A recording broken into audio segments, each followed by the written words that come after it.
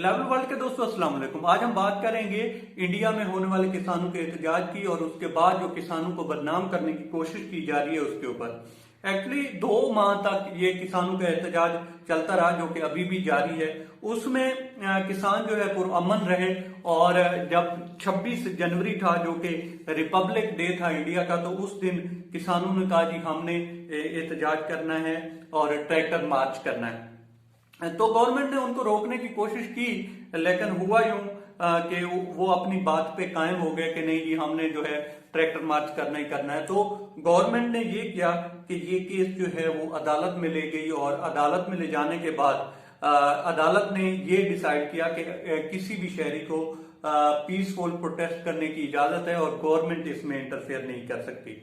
तो जब ये बहुत बड़ा धक्का था मोदी गवर्नमेंट के लिए, इन्होंने फिर एक गवर्नमेंट ने एक प्लान बुना कि इनको किसी और तरीके से इस्तेमाल करके जो एहतजाज में जवान जवान लोग हैं इनको इस्तेमाल करके तो इसको किस तरह से किसानों के खिलाफ जो है किया जा सकता है, पब्लिक ओपिनियन जो है वो बिल्ड की जा सकती है। तो 26 जनवरी को किसानों को एक रूट दिया गया कि आप गाजीपुर, टिकरी और सिंगू बॉर्डर से इस रूट के साथ आप जा सकते हैं। तो जिस टाइम किसानों ने एहतजाज शुरू किया, ट्रैक्टर मार्च शुरू किया, तो उसके अंदर जानबूझकर रूट को चेंज करने की खबर जो है वो फैलाई गई कि रूट को चेंज किया गया है। अब एक कंफ्यूजन फैली और कंफ्यूजन के अंदर जो है ये सारा दंगा फसाद शुरू हो गया। अच्छा, इसमें एक चीज ये दिखाई गई कि शायद जो है सिर्फ किसानों ने ही पुलिस वालों को मारा है, जबकि ऐसा नहीं है। आप कुछ क्लिप देखें तो वो उनमें साफ नजर आता है कि सिर्फ किसानों ने ही नहीं मारा, पुलिस वालों ने भी जो ट्रैक्टर्स पे किसान थे उनको बड़ी बेदर्दी से मारा है।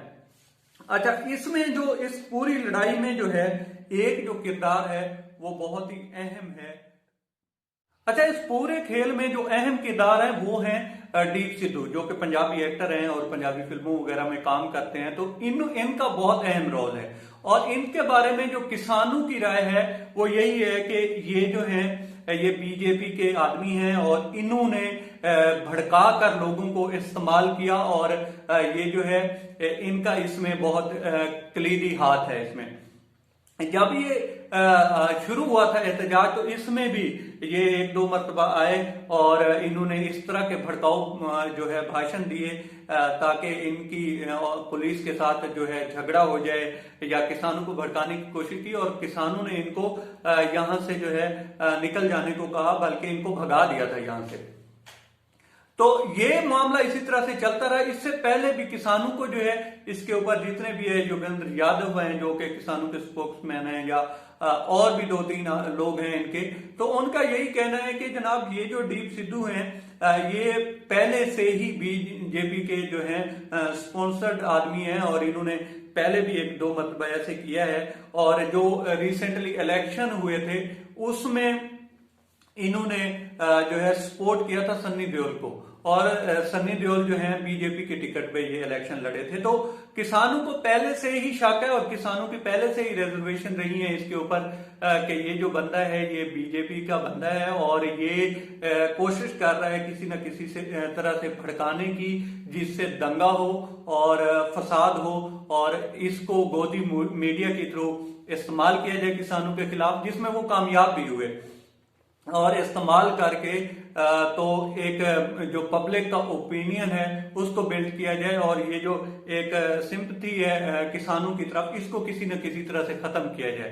तो इस दिन भी इस बंदे ने ऐसा ही किया और इन्होंने भड़काया कुछ जवानों को और रिजल्ट ये निकला कि लाल किले के ऊपर कुछ अजीबोगरीब किस्म के जो कह लें कि झंडे लगाए गए, जिसमें खालिस्तान का कह लें या इसी तरह के और भी 3-4 झंडे थे जो लगाए गए।